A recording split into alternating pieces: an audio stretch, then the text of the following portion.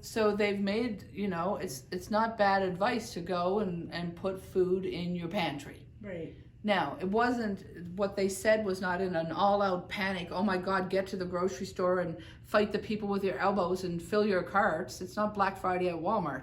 Yeah. It's not. Yeah. So then she asked again about the same thing with the food shortage, and their response was, if you're going to get caught up in the details, in fear-based, food shortage, oh my God. So we're not going to say anything about it, because that energy is 100 times worse than anything else you can experience. Yeah. So if you're given an information to go out and pick up pine cones and put them in a basket in your front room, it's not, I gotta go find pine cones. Yeah. It's like, oh, you'll find the pine cones. Yeah, yeah. It'll just, oh, there's a couple. Oh, yeah, there's a couple. Oh, yeah, that's good. Oh, a few more down that road. Okay. So these beings are not about instilling any kind of fear in us. And if they have, I'm going to say they're not happy about it. It's not the intention. We give you pieces of information for you to go and take care of business. Put some food in your pantry, have something there, that there's something coming that's going to challenge you. Mm-hmm. So when we get a piece of information about stock up on some food, it's not wring your hands and go into a fear-driven experience. That's not what they want for you. They want you to have some common sense mindset, like, hey, put some bottles of water in there. Hey, put some food in there. Hey, take care of some of those human things. Some stuff is coming. Now, the timeline that we're on is as fluid as water. We're coming up, and then it morphs and it changes. And we're coming up, and it morphs and it changes, because we're changing it. Mm-hmm. We're part of what's happening on the planet. It's part of why they're saying the more people you can wake up and do things consciously. What does the next time look like? Consciously thinking about it, but coming from a place of the heart. Clean water for everybody. Yeah. Clean air for everybody. My scalp's just a tingle. Food, shelter, care. So when we're awake enough to be consciously moving through our days with decisions, that man has no food. I have a bag of apples in my car. I'm going to give him a hand. I don't have any money to give him, but hey, I've got 3 or 4 apples here. Have those for now. Just smallest, everything we choose to do is creating the path forward, because the path behind us is already gone. So if this food shortage has caused you grief and fear, turn it off, go about your business, and forget about it. Yeah.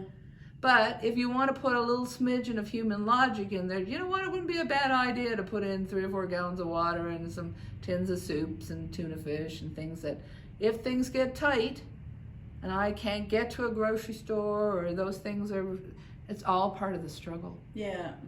Of right now. So the beings didn't give me any time frame when they said it was short.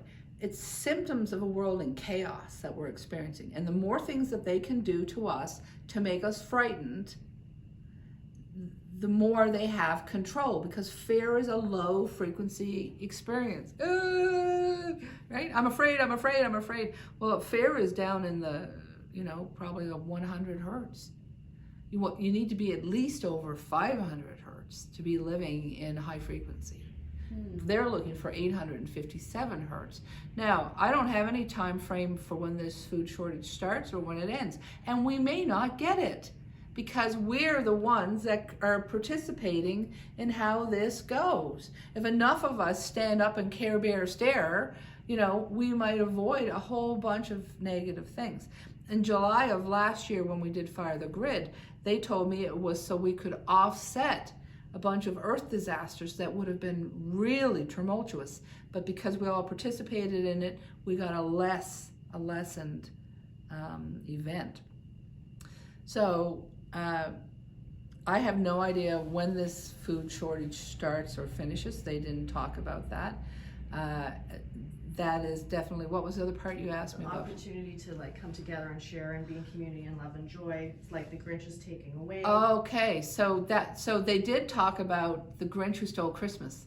they use Dr. Seuss a lot, and I think Dr. Seuss was definitely a channel. Absolutely. I've heard that before from other people, that Yeah. he really was wise, you know. Yeah, I think Dr. Seuss was. But anyway, in the story that they keep referencing, there's a big Christmas tree that the little town of Whoville has put together, and it's all done with decorations, and then underneath is a bunch of presents, and everybody has food for the big celebration. And the Grinch, the darkness, comes in and steals it. Steals all the decorations, steals all the food, steals all the presents, and he goes, ha, now you got nothing, you're gonna be dark now, aren't you? That'll be dark, that'll be low frequency, poor you. And he takes it all away. And the Who's come together, and they still have their tree there, he didn't take the tree, and they're all holding hands, and they're all singing this little hoo-doo-doo-doo-doo-doo-doo, and they're happy because they have each other. They're holding hands.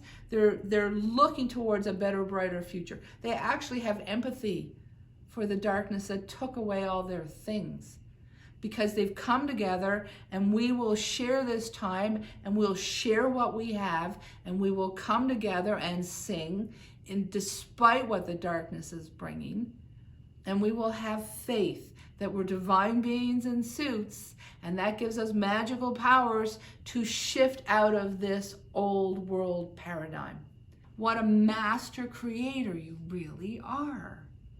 So with respect to the food shortage, be a master creator. There is an abundance of food coming. There is abundance of everything we need coming. We are getting help. They're coming. Everything's coming to help us. Everything is supportive of my experience here, and the highest and best good for everyone. So create.